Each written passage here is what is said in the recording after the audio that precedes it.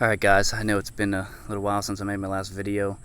I just wanted to get some things squared away on this build before I did an overview, and that's kind of what I want to do today. You know, I've covered the Mini-RECCE kind of idea and what that might look like, and so today I just wanted to go over the complete build as it stands now. You know, I've pretty much got it where I want it. It's got the capability that I'm looking for. And so, you know, before we start, I just don't want to spend too much time arguing on the internet about what the difference between a GPR and a recce and a Mini-RECCE. And you know, my whole idea was if we know and can agree on what the SEAL recon rifle was, and if that was a 16-inch stainless barrel that had magnified optics, you know, the idea was to get good capability and range with 77 grain OTMs, but not have a 20-inch or an 18-inch gun, then it filled that role. So, you know, to me, if it's shorter than 16 inches, technically it's kind of mini, right? It's shorter, but I'm still looking for the same capability. I want an accurate barrel. I want magnified optics that can take me out to 500. For me, that's what I'm looking for. But yeah, I mean, you can call it a general purpose rifle. You can call it whatever you want. So let's just get into it. You know, I'm not going to go tip to butt, but let's start with the receiver set. So this is just a BCM upper and lower.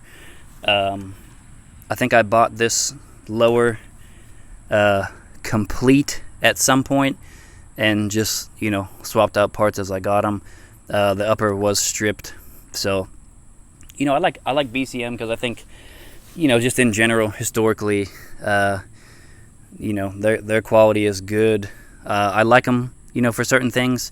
Other things, I think there's better options out there. But, you know, for a good forged mil-spec upper and lower, it's fine. You know, they're not that much more expensive than a lot of other good brands out there. So I've used them in the past. I like them. I mean, do I have is it super tight between the upper and lower? No, but I mean, that never bothered me. You know, early on I have a separate BCM lower. That was one of the first ones I got, and ran a BCM upper on it for a long time, and it had, you know, it had a bit of play in it, but with that setup I was still able to print really good groups, so it never really bothered me. Obviously there's other brands out there that do a better job. You know, there's, heck, even Arrow has a tensioning screw, you know, to get it to be a tighter fit. Sons of Liberty Gunworks always prides himself on that. So I mean, if it's a big deal for you, you know, there's other brands out there that'll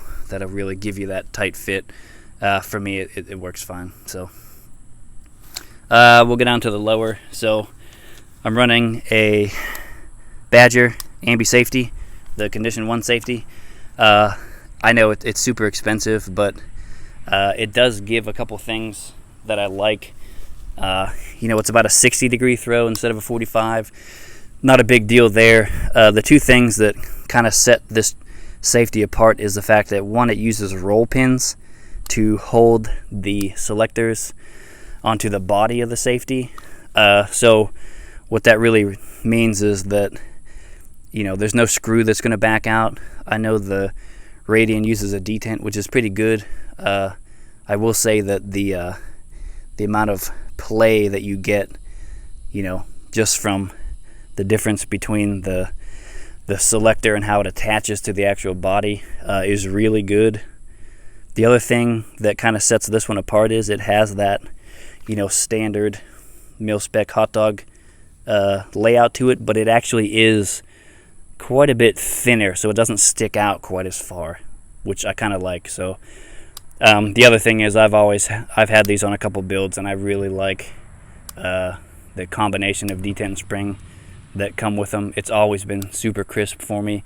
That's another reason why I think in general I like to use the 45 or 60-degree throw levers, because sometimes, you know, with a 90-degree safety, if you don't get the right combination of detent and spring, you know, it's kind of weak. You can actually get it hung up between safe and fire, You know what I mean? If you're not careful. So only going to 45 kind of makes it feel crisper and get it there more positively. So that's one reason I like them. BCM grip. This is a mod 1, I believe. So the mod 0, the original one, was really thin. It doesn't have the back strap. The mod 1 gives you the back strap and the option to put that little gap filler there by your trigger guard. And then the mod 2 was the one where you could select different back straps, and the mod 3, I believe, is the larger size, but just comes one piece. So I mean, for me, this one always worked well. The reason I went to these early on is that grip angle, right? Everybody talks about it. It really does make a difference. Lots of companies make them now, so take your pick. I just like the combination of the shape on this one and the texture. It's not super slick, but not super aggressive either. BCM trigger guard, and then I'm running a Sons of Liberty Gunworks Liberty Fighting trigger. So we talked about triggers in the other video. Honestly, what I found is that I've run plenty of Geissele's, LaRue MBTs, a couple other 2-stage ones, and when I really used the same gun and had the same barrel and setup and just swapped out the trigger, I didn't necessarily see a huge change in my group size that I can attribute to just the trigger. And so I kind of, at least for the time being, got away from the 2-stage, super match triggers, just to be able to kind of train some things out for me, by using a single stage, essentially mil-spec pull trigger that's a little bit smoother. You know what I mean? This is comparable to an ALG, QMS or the other one that they have. So really, I just wanted to be able to see what I could do with a mil-spec trigger, and not have to rely on a 2-stage. So again, I can still print pretty good groups with it. I mean, I'm not going to say that it's not worth it to have a nice 2-stage, because I think in a lot of cases it is, but it's not super necessary. Plus, I mean, there's times when you're not used to one of those 2 stages and you really want to do a lot of up close stuff and go fast. You've really got to learn what that reset feels like. Otherwise, you'll bobble. I've done it. I'm sure we've all done it a little bit. So having that stiffer mil-spec trigger makes it a little more predictable for me anyway. So other than that, takedown pins are forward controls design, and also the mag release. You can see it's the dimpled one. I also do use their heavier mag release spring. I think their point in that was that it's a little harder to depress, so you won't inadvertently drop a magazine. I like it because, I mean, honestly, it feels a little better for me, having that extra resistance. Just personal preference. And then on the other side, I am running a Badger Ordnance bolt catch. So I don't run bad levers, nothing against them, but I do like to have a bolt catch that does have either this swept angle or a little bigger pad on the bottom, just to help in holding that down when I lock the bolt back. Those are the main times I use it. I don't necessarily need a huge paddle to be able to find it, just personal preference. So the Badger one, I do like the good combination of little bigger paddle and then this kind of upswept angle, so that when I push down, it's not totally bottomed out against the receiver. So it makes it easier to depress it all the way, run the charging handle, and lock the bolt to the rear. So that's the lower. Other than that, I'm running an A5 system, and then the BCM SOP mod with a little bit of a cheek weld. That's the thing. I've tried deciding on whether I needed that slope cheek weld, or if I could run something standard like a CTR or something like that. And that's another case where I think it's just personal preference. If you're consistent with your cheek weld and your head position, you're going to be accurate. The other thing about this is I am running the Ford Controls Design capsule nut and their end plate. So you've got 3 positions to mount your sling to quick detach. I can't remember which buffer I'm running. So I am running the A-15-3. So this is the H3 buffer.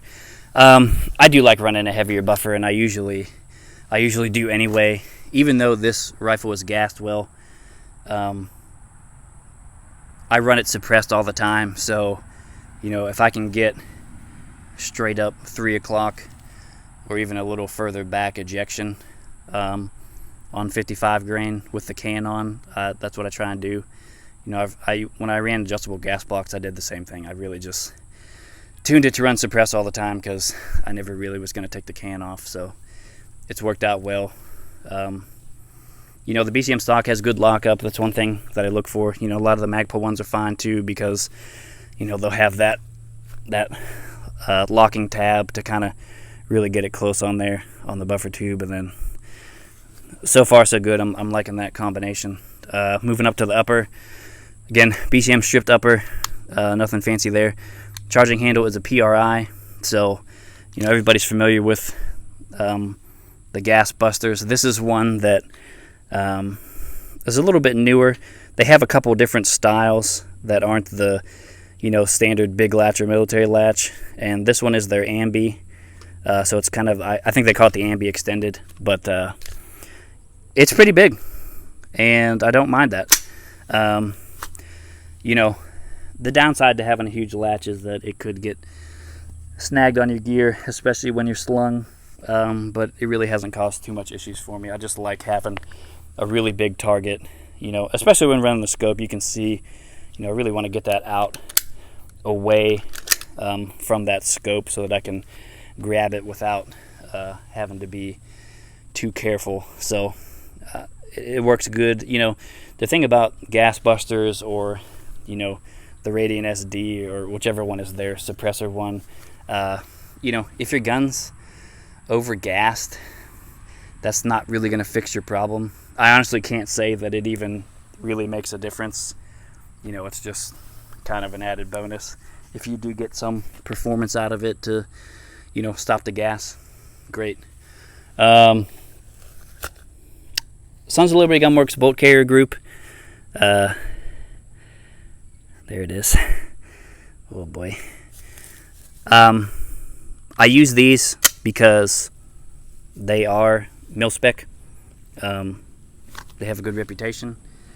The other thing is they have a lifetime warranty, and you know it's not a lifetime warranty because they think they know that they're going to break and people are going to have to warranty them. It's that they really do stand behind their products. And you know, if I'm going to build a gun and I'd like to just not rebarrel it and, you know, get 20,000 rounds out of the thing, I need a bolt carrier group that can last that long. So, you know, to me, it's a good, really good option. They're not necessarily any more expensive than your BCMs or other ones. I just, you know, their reputation and how they adhere to quality standards is one reason I pick them. So I don't have to worry about it. Moving forward, Knights Armament URX4. Talked about it in the other video. I do like it a lot. I like how rigid it is. I like the diameter of it. And I like, for the most part, how it locks up to the upper receiver. I'm not a fan of the kind that clamp underneath and you've just got 3 screws. I mean, we've all seen those walk forward many times, no matter what you do sometimes. So, again, this thing is rock solid. So, you know, in the future, mounting laser devices, I'm sure I won't have any problems. The barrel. So the barrel is a Criterion Core 13.9 inch. Honestly, since I've made, you know, some of my previous videos, I've really just kind of pared everything down. I mean, really, at this point, this is my only my only rifle, and I've kind of done that for a couple reasons. I've moved away from adjustable gas blocks in general. I think there are some out there that are legitimate, but I really don't think that there's any out there that can really hold up to heavy use and not get seized up. Like I said, in the past I've had a superlative arms. I really didn't think I was running it that hard. One day I go to make an adjustment and it's froze up.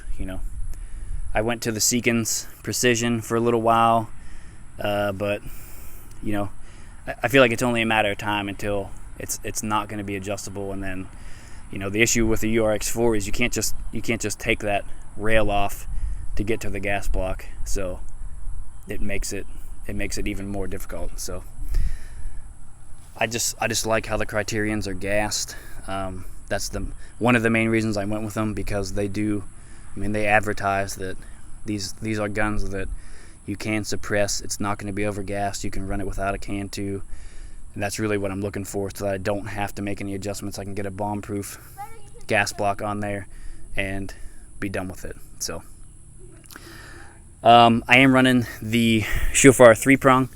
That's one of the changes I made. In the past I've run the close-line flash hider, I've run the muzzle brake, I've run the war comp, and I've kind of ended up here mainly because I want that labyrinth seal. That was the issue for me with the war comp. I want the labyrinth seal because I'm hoping that it makes it easier to get on and off. So I try not to leave it on. If you go 500 plus rounds and not take the can off, you may have problems getting it off. That's all I'm going to say. So either I take it off when it's really hot still and I can get it off, or I just like to take it on and off occasionally just so that it doesn't get seized on. And I feel like so far the flash hider has worked pretty well for me, so I'm just going to stay on that train. Again, I don't necessarily need a muzzle brake. Like I said, I shoot it suppressed 100% of the time anyway. So, and again, I've got both the RC2 and the Mini. To be honest, I do run the RC2 a little bit more, and that's mainly because it depends on what you're doing, right? If I'm gonna take a class, or I know I'm just gonna go out and do all offhand shooting, I'll probably run the Mini, right, just to save a little bit of length, save a little bit of weight. But if I'm zeroing for groups or shooting from a tripod, or I'm letting a buddy shoot it, I'll run the RC2 just because I want that extra amount of suppression. It's noticeable, right? So I tend to run the RC2 maybe 60% of the time and the Mini 40% of the time. Of course, if you're around 5 other guys shooting, they're not shooting suppressed, you're running near pro anyway, not a big deal. But again, I do like the extra suppression on the full-size can. And it is, like I said, it's noticeable. If you're running something 12.5 or shorter, I would get the RC2 anyway, just to get that extra suppression. But when you're in this 13.9, 14.5 range, you can notice a difference for sure. Other than that, I'm running burn-proof gear, rail wrap, because this thing gets hot. Let's be honest. I don't run wraps on the can just because it's a two-edged sword, right? It may be safer to keep you from burning your leg if you sling it, but at the same time, you're trapping that heat in the can, so it takes longer to cool down. As far as the rail goes, at some point, no plastic rail cover is really going to shield you from that thing getting hot if you run a couple mags through it suppressed. So I don't run a hand stop on it just because whatever it is, it's probably going to heat up too. So I just like running it slick. Other than that, the gas block is a Badger TDX, and the gas tube I think is a BCM. I bought the gas block from Criterion. They give you the option to order that when you order the barrel. Of course, they are back ordered. I got this a while ago. And again, I really like it. You know, I can get right around MOA with match ammo. I don't hand load. I'm sure I could get it way under that if I really tuned it. So, you know, for me, I'm getting everything I want. I'm getting the accuracy I want, but also the durability, you know, the weight distribution. If you're not familiar with the Criterion Core series, go check out some of their videos. They're pretty interesting. I think it, for me, I ended up with it because it really checked all the boxes that I was looking for. You know, weight distribution, accuracy, but especially the gas port size. That's really what sold me on it. So, light wise, I'm running a Mod Light OKW head on a Reptilia body. I think the color of that, they call it tobacco. And then I'm running my Surefire with the clicky cap and using a mod button light. Really like that combination. You know, mod button lights are momentary only, but they don't take up much real estate. And I just like the throw of the OKW. You know, maybe it's not optimized for indoor use, but I mean, anytime other than that, having that throw and that tight beam is pretty awesome. So, okay, that brings us to the optic. So, I haven't done a video review on this optic, mainly because I don't have a scope cam, and so I really don't think it would do it justice. But this is the Schmidt-Bender 1:8 dual CC. So if you're not familiar with the optic, you know, it's been a few years in the making. Schmidt-Bender has other 1:8s models, but this one's unique. You know, when they say dual CC, dual, talking about dual focal plane. So it does have a flash dot, which means it has an illuminated center dot. The flash dot is in the second focal plane, and your mill reticle is in the first focal plane. So what that means is when I zoom in from CC mode to 8 power, the dot stays the same size. So in theory, I could leave the illumination on the dot, run it all the way up to 8, and shoot out as far as I need to. That doesn't really get in the way. When your entire reticle is in the first focal plane, the dot also grows in size, so it tends covering up, you know, a lot of the target. So I've bought and sold a lot of optics in the last 6 or 8 years, and I mean, this is the one that I'm going to end up keeping. I bought it about 2.5 years ago. They're really hard to get now. I got mine from Scope List. They really are helpful if you give them a call.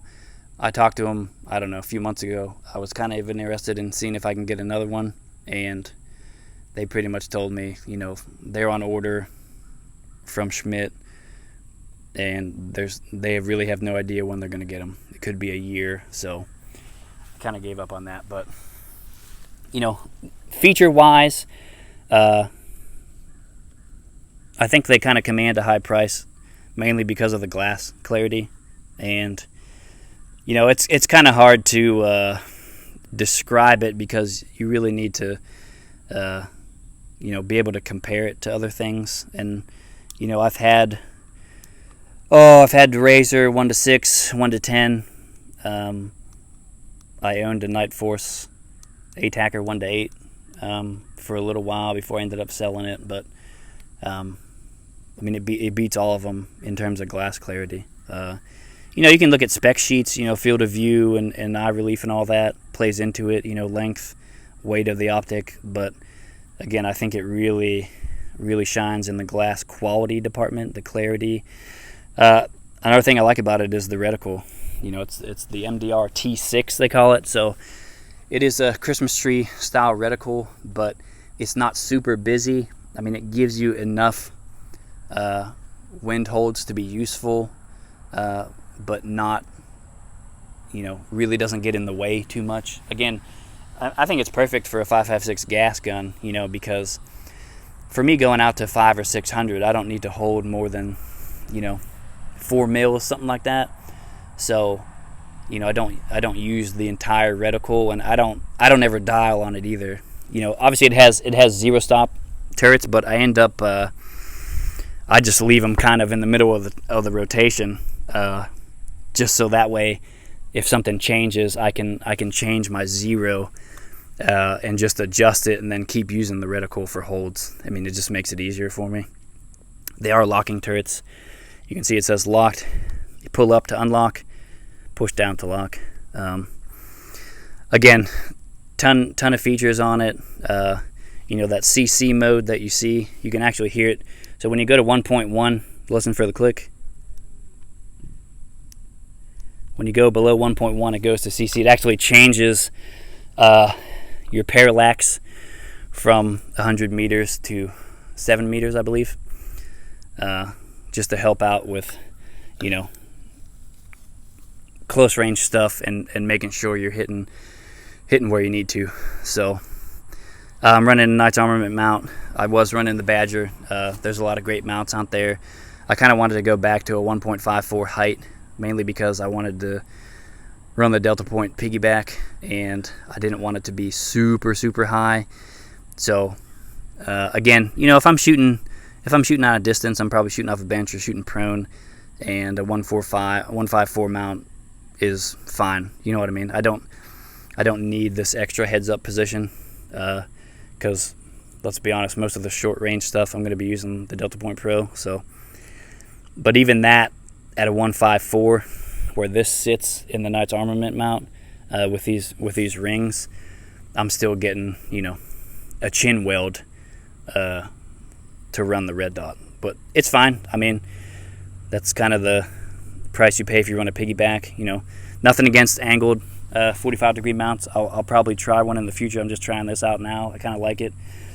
You know, one reason I went Delta Point Pro over RMR is I like the top-loaded battery. I like the window size of the Delta Point Pro.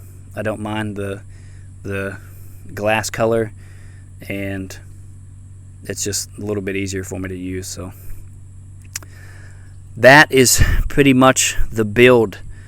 Again, this is something that, you know, I've been putting together ARs for, I don't know, 8 years.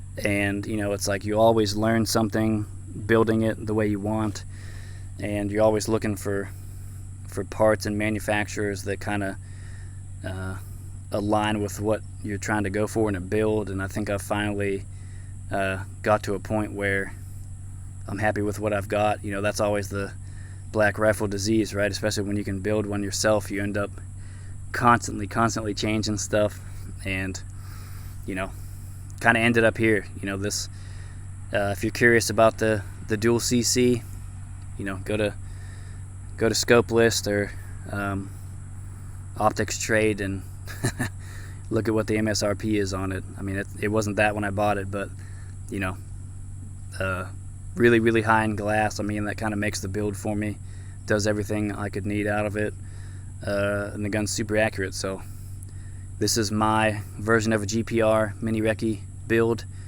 Let me know what you guys think down in the comments. All right, bye.